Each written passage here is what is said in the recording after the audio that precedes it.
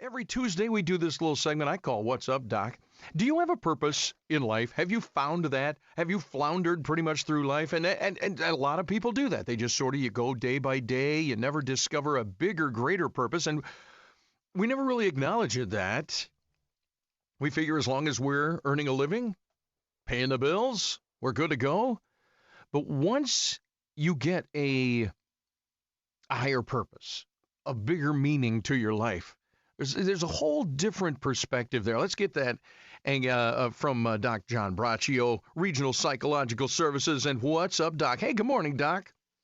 Well, good morning to you, Mike. Hope you had a good holiday, and we're now into good. I think this is an important topic, really, when you think about it, because it's really critical to your self-esteem, to your whole life, actually, as a human being. And when you consider that life is really, it's a one-time shot, it's a one-time experience. And each of it's really, it's true. We need to seek out our purpose that can give us maximum happiness, okay, while helping others if we can and not hurting others.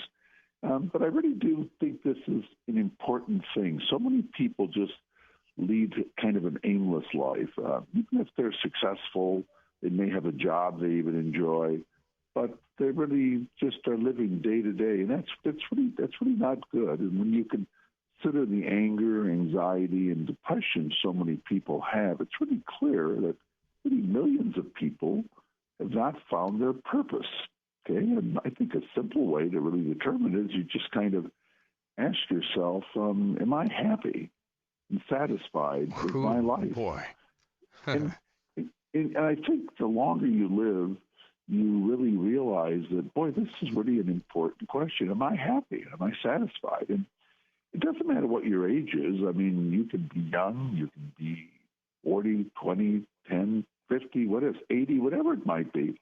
But I think as you live a life, you begin to realize more and more, that really, there's this one-time meteor that's my life, that going through it, and you really have to say, golly, what's going on? So, but if you're not really satisfied, then you really need to determine, what would give you purpose? What would really give you purpose and resulting happiness?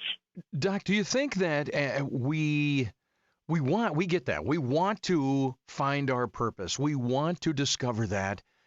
We think we found it, and then we realize, oh, that wasn't what I was supposed to do. And then, so now we're scared. Or maybe we start off with fear of what our purpose is, and we're too scared to find it, because it might be something that's out of our sphere of control. You see what I'm saying? Out of our comfort zone.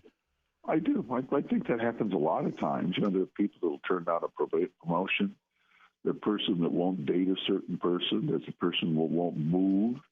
There's a person that won't try things because they fear. They fear, so they live in a routine, and they're not really finding their purpose in life. Their purpose becomes just a routine, and they're not happy. That's why I always ask the point, are you happy? Are you satisfied? If you're not, then you really have to take a look. See, others can advise and they can help you, Mike, but only you can determine this, because you're the pilot of the voyage of your life. It's your life. Yeah. You are the person in charge. And of all the billions of people alive, that those that have lived, whatever, for thousands of years, millions of years, it's your life, only you. It's such a unique experience if you put it in that sense. So you really do have to really find who you are. I think the big challenge is, how do you do that? How do you go about finding your overall purpose? You see what I mean? How do you do it? Well, I think you first thing to do, you have to take a time out.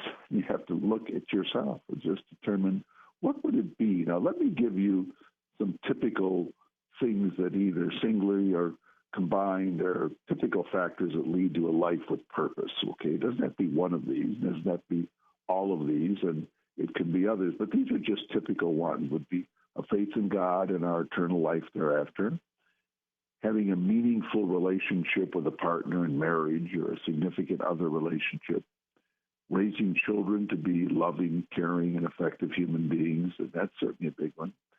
achieving success in whatever the field is. It could be sports, education, medicine, law, broadcasting, engineering, farming, skilled trades, to your maximum potential, or the potential that is maximum or what you want. And then making a difference in the lives of others by helping them to be happy and successful human beings, helping them find their purpose in life. So these are the kinds of things, but it has to be something that you really want to do. Do you find in your practice that some of what you have to do is you take, maybe a troubled young person and they have no purpose, they have no meaning, and you have to help them find, maybe that's generally a parent's job, but maybe the parents haven't figured it out either. So you, as Dr. John Braccio, you got to guide them through that. You find having to do that? Well, I do. I try to help someone. If someone's really not happy, they don't have a purpose, they're depressed, they're just kind of living day to day, and too many people just live day to day. They don't really have any goal. So I will talk to them. I'll say, hey, what's going on? What floats your boat, as you mentioned earlier. It's a good one. And what would really bring you meaning? What would you really like? What inside your heart? What's inside you? What would really keep you going? A lot of people will say, well, I don't know. Can't figure it out. I'll say, what do you like to do? And I think a lot of times I try to do that when I work with particularly people that are depressed or highly anxious, or even very successful people to the world aren't happy to themselves because they just aren't finding what gives them meaning. It's kind of like traveling the world looking for something. And ultimately you have to look inside yourself, Mike. You have to find, like you say, for 40 years you've been in your work, you found something that floats your boat, but there may be things even within your job that you might want to do differently, which of course what you're doing now, this is kind of relatively new the last couple of years, at least the morning type radio. So that I think finding new things, remember, even when there can be a time, let's say your primary purpose has been to successfully raise your children and really get them launched in life. Well, then that happens, okay? So that can be, but you're not done. You can be 40, 50, 60, whatever it might be, but that doesn't mean your life is done. So then what do you do then? You want to mentor people? Do you want to work with people? Do you want to travel more? Do you want to force yourself to take vacations? I work with people sometimes that pride themselves on not taking vacation, not taking a day off. And I say, well, gee, that's not necessarily a good thing. We all need to get away. And I think good employers are aware that people need breaks every now and then. They need to recharge their batteries. So part of finding purpose in life is to have time to do it. I mean, you do need time where you can just take that time out and find, who am I? Where am I going? Why was I put on earth? Why am I here? This meteor that is a lifetime. It's a brief kind of a shot. I think as you live a life, Mike, a lot of people think life just goes on and on and on, but they don't realize there is a beginning and there is an ending. So you want that definite interval. End, boy. You want that interval in there to find who am I and what am I going to do in life? And if you can't answer those questions and you're not happy and there's something missing, then you really do need to analyze. Others can help you. Others can advise you. But ultimately, only you are the captain of your ship, your life, where you're going. And people will try to intervene a lot. Well, you ought to do this, or don't make that change, or don't try that, or why would you leave, or why would you? Oh, you're always going to get naysayers. Always. If you're going to do something out of the ordinary. People for any number of reasons, I think. Yeah, that is true. We try to feed the beast, so to speak. I call it feed the beast.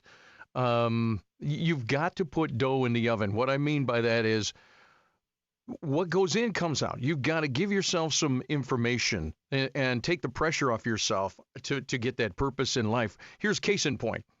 We've always done this with our kids is feed them with not, oh, you're such a great guy. Great. What? Oh, the very air you breathe is stellar. No. Just the books and the information that they get right in their family talk. So we watched over the weekend, get this, 1938 Boys Town, the movie Boys Town, starring Spencer Tracy and Mickey Rooney. I would recommend that. You want to find a purpose in life. Father Flanagan, who was a real guy, Yeah. got tired of seeing in Nebraska these errant homeless kids who were, delinquents, and they would always send them to reform school. He said, "You're just making them worse."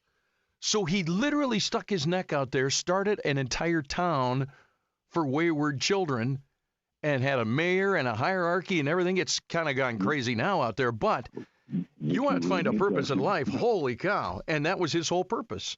But well, can I tell you, that's a perfect example, and that's someone who definitely found purpose. And these kids, they were able to find purpose in that system. So that can be very much a part of your purpose, helping others find purpose, have other people be helpful. To me, that would even be a major purpose in life. It's not just for you, but if you can find ways that you can help others. The old saying, to whom much is given, much is expected. If you can use your talent, that is really true, Mike. That's a good example. And that's also a great movie. I agree. That's a great movie. I haven't seen that in years, but by golly, I will do it. A good example. Yeah, go watch it. It's very inspiring. It'll put a grin on your face. Dr. John Braccio, Regional Psychological Services, East Lansing.